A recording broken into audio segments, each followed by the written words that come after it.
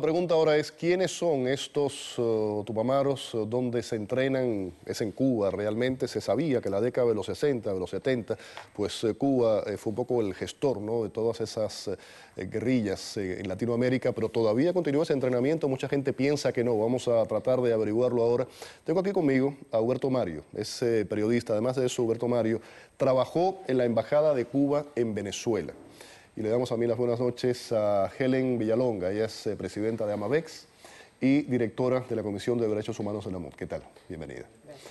Huberto, ¿quiénes son los tupamaros? ¿Eso todavía existe en Cuba? Sí, muy bien de tu parte esta introducción de que esto nace en los años 70. Sí, porque eso es lo que mucha gente piensa. Después del 60 y 70 ya Cuba no se mete en eso. No, ya después que el Che se va a Bolivia, que se entrena en la Loma del Taurete, Fidel Castro comienza en casi toda la cordillera de los órganos y en el punto cero. Barbarroja estaba al frente de eso. Claro, ¿no? porque nace el Departamento América, que no es otra cosa que quien cobija a estos grupos subversivos en América Latina, formando una izquierda, un grupo de extrema izquierda y de una formación marxista-leninista. Nosotros tenemos que ir a la base teórica de estos grupos. Por eso ellos pasan por La Habana, como han pasado muchos venezolanos en los años 60, 70, se fueron a Moscú, regresaron y casi todos con identificación falsa.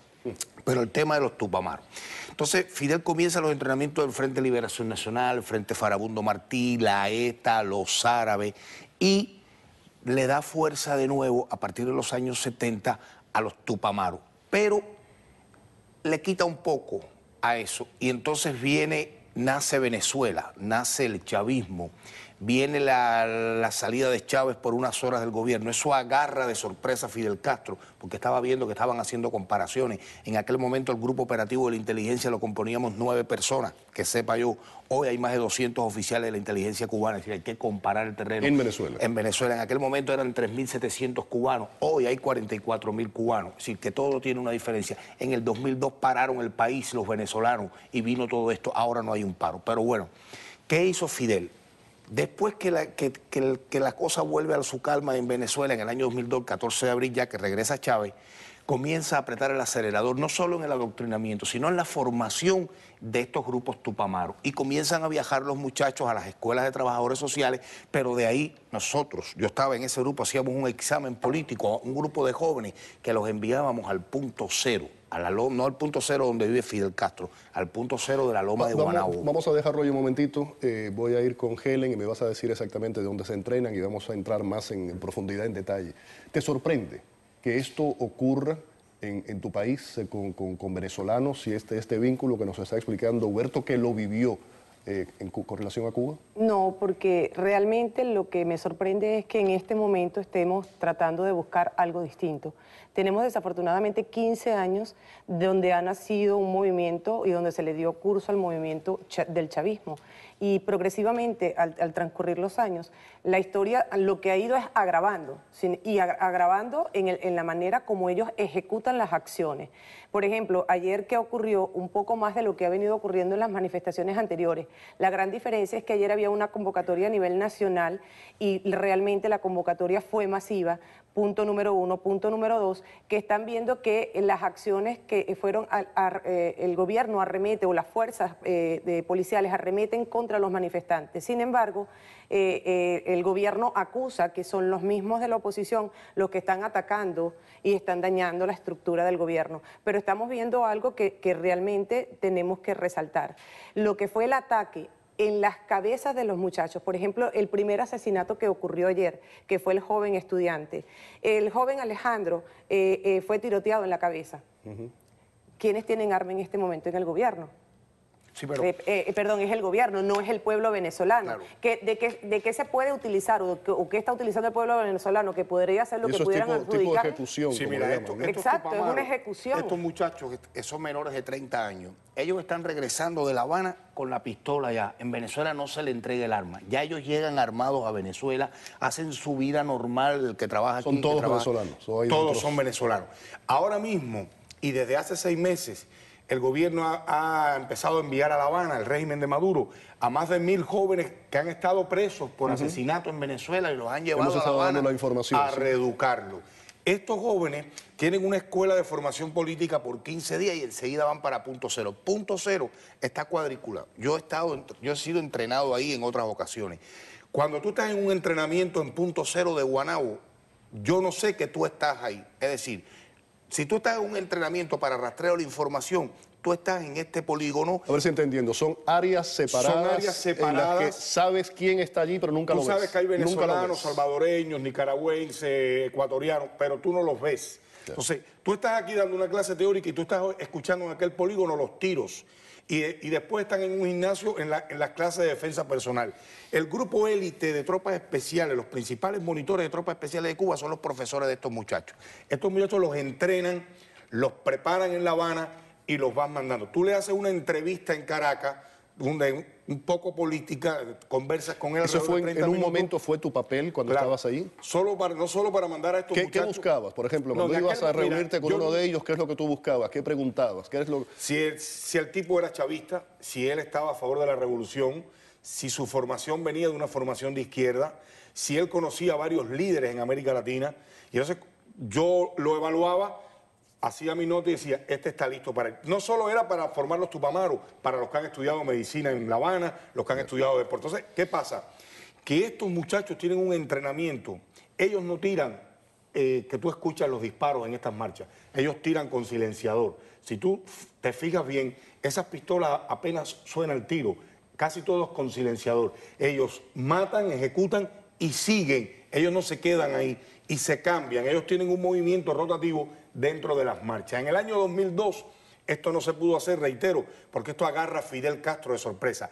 Pero a partir de diciembre del 2002 se comenzó a enviar jóvenes a La Habana, no solo para Tupamaro, sino para formarse como anillos de seguridad de Freddy Bernal, por ejemplo, de Juan Barreto, que también tuvo escolta cubana, es decir, de un grupo de venezolanos y por supuesto del presidente Hugo Chávez. Estos tuvieron formación en escuelas superiores del Ministerio del Interior y en casi toda la cordillera de los órganos, como el Petit 1, el Petit 2, donde se han entrenado Daniel Ortega, Sergio Ramírez, Humberto Ortega, qué sé yo, cuántos líderes latinoamericanos donde se ha entrenado la ETA. Los tupamaros se entrenan en punto cero de Guanabo, en la loma de Guanabo. Eso es tan grande ahí que tú vas en tu guagua para tu albergue y tú no ves a las demás personas. Es decir, todo está cuadriculado, todo está, cada uno se prepara. Cada uno entra y sale al centro de entrenamiento. ¿Cuba cobra por eso? Yo no tengo la información si Cuba cobra o no, pero intercambia petróleo. Es decir, ahora mismo Cuba ha estado 15 años robándole la cultura al venezolano. La cultura del venezolano es su petróleo, su identidad es su petróleo. Cuba se lo ha robado. ¿Qué ha hecho Fidel? Ha revendido ese petróleo a las islas pequeñas del Caribe. ¿Qué ha pasado con eso? Que hoy que estoy sentado en esta mesa, los 20 generales más importantes de Venezuela ganan $1 millón. Por eso todavía no ha saltado uno. $1 millón, yo lo digo responsablemente. ¿Producto de qué? Del lavado de dinero, del petróleo que revende Fidel a las islas pequeñas del Caribe y entonces de ahí le dan los reales a los generales venezolanos. Muy interesante. Rápidamente, Maduro acusó a Iván Carratú Molina y también al embajador Fernando Gervasio de estar vinculados a la violencia en el país. Tenemos 3 grabaciones, una que emite el gobierno, otra, lo que dice Maduro y después cómo se defienden los señalados. Me informan que es algo muy similar al 11 de abril. ¿Pero cuándo? Mañana. ¿Qué pasa? Bueno, y es... sí, y ya me parece que hay algunos movimientos, algunas cosas. Es más, me hicieron la misma recomendación que me hicieron aquella vez, nada de irte primera fila, mantente Claro. Sí. por los lados. Claro. Y bueno. Bueno, ¿qué pasa? Y es la misma fuente, ¿no? ¿Tú te imaginas quién es? Sí. Y parece que sí hay gente buena. Bueno, vamos a esperar. Pero, bueno, vamos a ver. Está bien, pero no hables tanto por esa vía. No, evidentemente. La única persona que te estoy diciendo eres tú. Perfecto. Para que sepa. Ok. Bueno, pues. Chao, hasta luego. Fernando Gervás. Bueno, vamos a poner ahora, teníamos ahí un principio, que es las acusaciones de Maduro contra Gervasio específicamente. Fernando Gervasi es diplomático de la Cuarta República que ha participado de todas las conspiraciones de este país. E Iván Carratú Molina, ex jefe de la Casa Militar de Carlos Andrés Pérez. La Fiscalía General ha emitido órdenes de captura y en este momento los estamos buscando para que declaren cómo sabían ellos que iba a haber muertos hoy en Venezuela. Y esta es la defensa que hacen los señalados. Se han dado la tarea de perseguir y de amenazar a algunos miembros de la política pública nacional. En ese momento me encuentro yo. ¿Qué le puedo decir yo al presidente?